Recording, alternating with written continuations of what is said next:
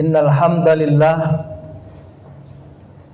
nahmaduhu wa nasta'inuhu wa nastahdihi wa natubu ilaihi wa na'udzu billahi min sururi anfusina wa min sayyiati a'malina may yahdihillahu fala mudhillalah wa may yudlil fala hadiyalah. Asyhadu an la ilaha illallah wahdahu la syarikalah wa asyhadu anna Muhammadan abduhu wa rasuluh. Allahumma salli ala sayyidina Muhammadin wa ala alihi wa ashabihi wa man tabi'ahu wa mawala, amma ba'd. Wa qala ta'ala a'udzu billahi minasy syaithanir rajim. Ya ayyuhalladzina amanu taqullaha wa dharu ma baqiya minar riba in kuntum mu'minin. Shadaqallahul azim. Yang sama-sama kita hormati, kita muliakan guru kita, guru saya, anggota Dewan Perwakilan Daerah Republik Indonesia DPD RI, Ustadz Haji Muhammad Nuh. Yang sama-sama kita hormati, kita muliakan Profesor Dr. Haji Usman Ja'far. Yang sama-sama kita hormati, kita muliakan teman-teman dari OJK Kantor Regional 5. Hadir Ibu Mangasih Yusliani Gurning yang pakai jilbab di depan mewakili Kepala OJK. Beliau adalah Deputi Direktur Pengawasan Lembaga Jasa Keuangan.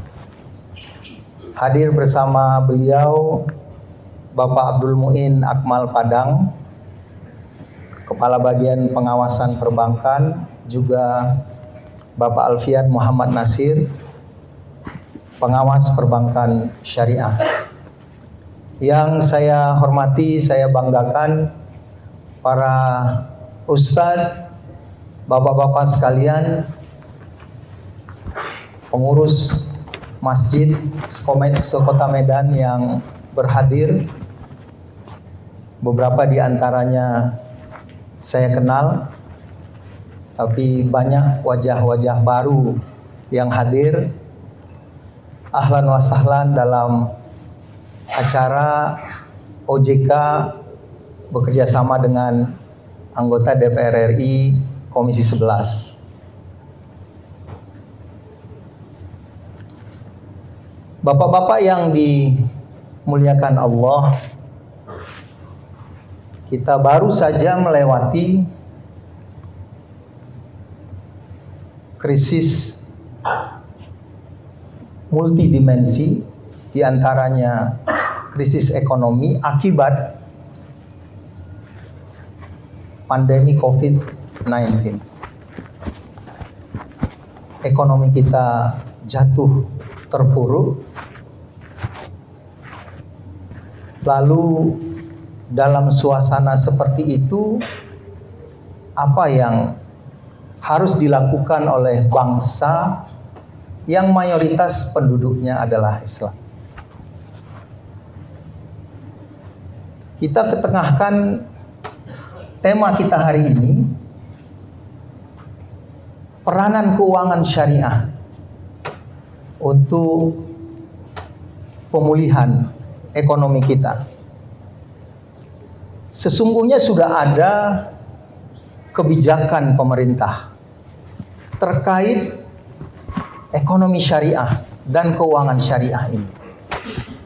Dan sudah dinyatakan bahwa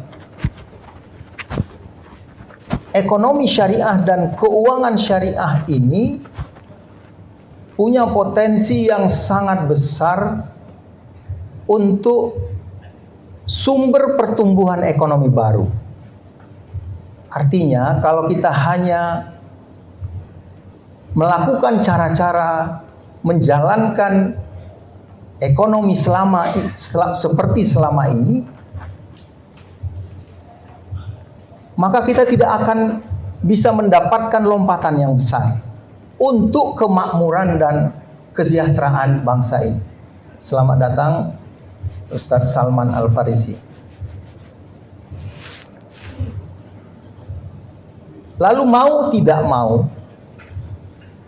tren yang berkembang di dunia secara umum ternyata ekonomi syariah dan keuangan syariah itu bisa menjadi sumber pertumbuhan ekonomi baru, walaupun Indonesia terlambat dalam hal ini.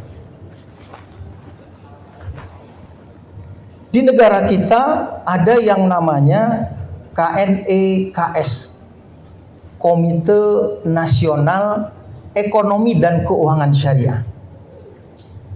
Cuma memang persoalannya yang mengelolanya justru adalah para pemimpin yang berpikirannya justru sekuler. Sehingga mungkin kehadiran lembaga ini belum memberikan kemajuan yang berarti dalam menjadikan ekonomi syariah dan keuangan syariah jadi sumber pertumbuhan ekonomi yang baru. Ini perlu diberitahukan kepada terutama para ustadz, bahwa ini sudah menjadikan kebijakan negara. Cuma bagaimana agar kebijakan ini bisa benar-benar dilaksanakan, dijalankan, bukan hanya sekadar lip service saja. Dan itu menjadi tugas kita semua sebagai umat muslim. Para ustadz sekalian yang dimuliakan Allah, jangan sampai jargon-jargon seperti ini yang sesungguhnya itu akan menguntungkan buat peningkatan kesejahteraan umat Islam ada pada tataran kebijakan, tapi tidak sampai pada tataran pelaksanaan. Ekonomi selama ini berjalan dengan ekonomi konvensional.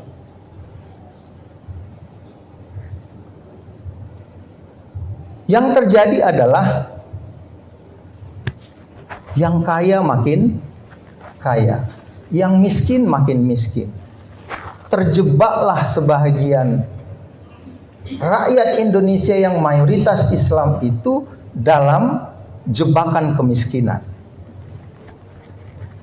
Para ustadz sekalian, ada yang aneh dalam ekonomi kita.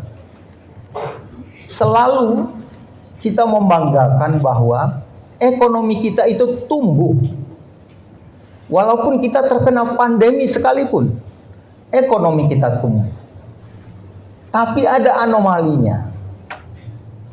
Ekonomi tumbuh, tapi pada saat bersamaan orang miskin bertambah.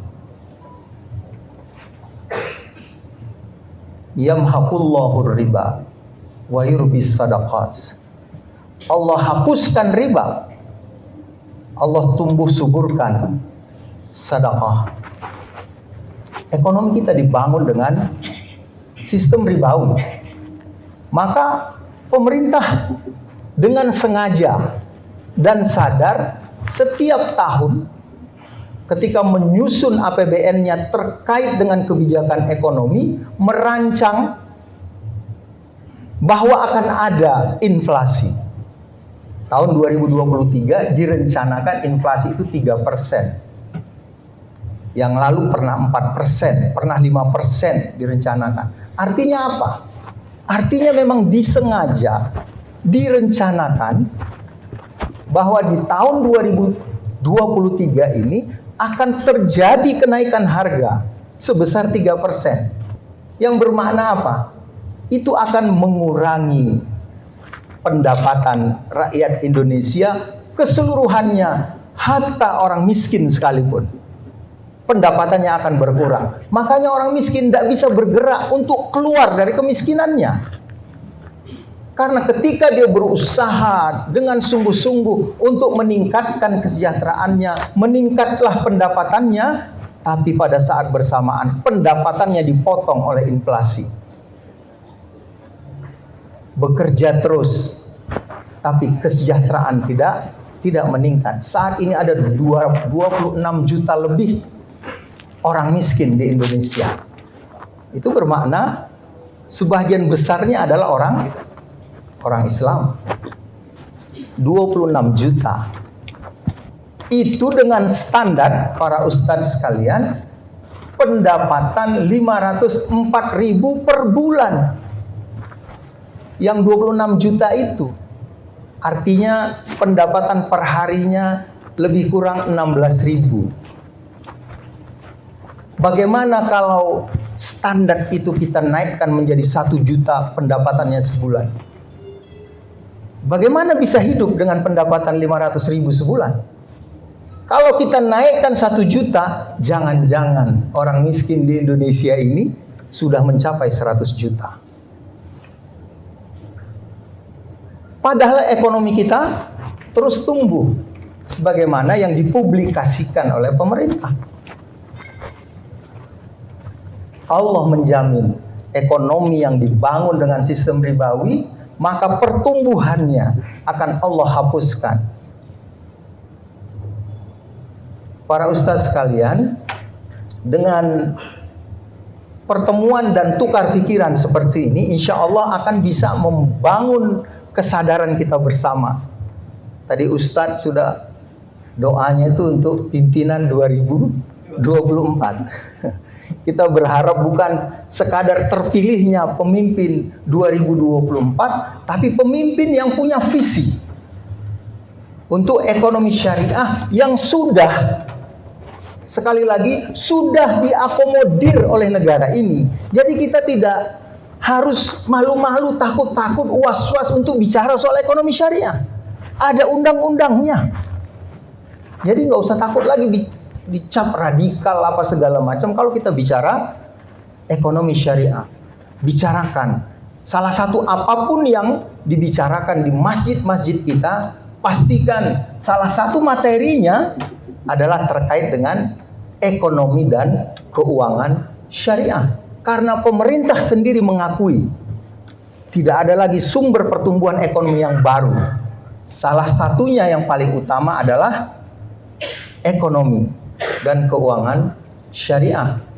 Persoalannya sudah sampai di mana pemahaman kita terhadap ekonomi dan keuangan syariah. Kita berusaha untuk mengembangkannya, tapi pada saat bersamaan ada juga kampanye untuk bagaimana menjauhkan umat Islam dengan istilah ekonomi dan keuangan syariah. Tanpa sadar kampanye itu menyebabkan dari kalangan umat Islam sendiri muncul, itu cuma istilah saja syariah. Isinya sama juga itu, sama konvensional. Itu tidak berjalan sendiri para ustadz sekalian. Itu ada yang mengkampanyekannya. Bahwa ekonomi dan keuangan syariah yang berjalan di Indonesia belum sesuai 100% dengan syariat Islam, iya. Karena kita baru belajar. Perlu dukungan kita semua, perlu kebersamaan kita semua agar ekonomi dan keuangan syariah yang masih memiliki kekurangan di sana sini, kita hadir untuk bersama-sama menutupi kekurangan itu. Sehingga pada saatnya ekonomi dan keuangan syariah ini diperlihatkan kepada seluruh umat manusia bahwa ini adalah nilai dan sistem yang memang bisa menyelamatkan ekonomi bangsa, ekonomi umat. Oleh karena itu, saya berterima kasih ini dengan pihak OJK yang berkenan bekerja sama untuk menghadirkan acara ini. Perlu kita perdalam sungguh-sungguh terhadap konsep keuangan, konsep ekonomi dan keuangan syariah ini. Karena tidak mungkin kita orang Islam bisa bangkit, maju, tumbuh, berkembang dengan konsep yang diambil dari luar Islam. Kita hanya akan maju, kita hanya akan berhasil apabila kita menggunakan nilai-nilai Islam untuk kemajuan umat Islam. Tidak mungkin ikan bisa hidup di luar air. Sebagaimana umat Islam tidak akan berkembang kalau dia lari dari nilai-nilai yang sudah Allah turunkan di Al-Quran. Tidak akan terlampau banyak yang kita dapatkan di sini para ustadz sekalian, tapi paling tidak kita memulainya untuk sungguh-sungguh terkait dengan ekonomi dan keuangan syariah ini. Harapannya dalam waktu yang tidak lama akan terjadi lompatan-lompatan. Salah satu yang perlu difikirkan tadi seperti doa Pak Ustadz Komarudin tadi, dapat pemimpin yang punya visi ekonomi dan keuangan syariah.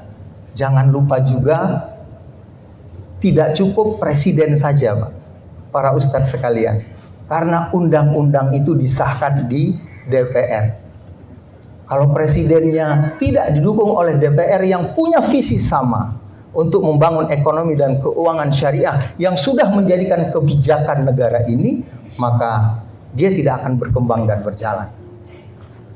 Terpulang kepada kita semua, semoga ini semua bisa memantik untuk kita lebih sungguh-sungguh membangun bangsa dan negara kita semua. Terima kasih yang sebesar-besarnya atas perkenan para ustadz sekalian berhadir dalam acara ini, dan mohon maaf mungkin di sana sini ada kekurangan. Billahi taufik wal hidayah. Wassalamualaikum warahmatullahi wabarakatuh.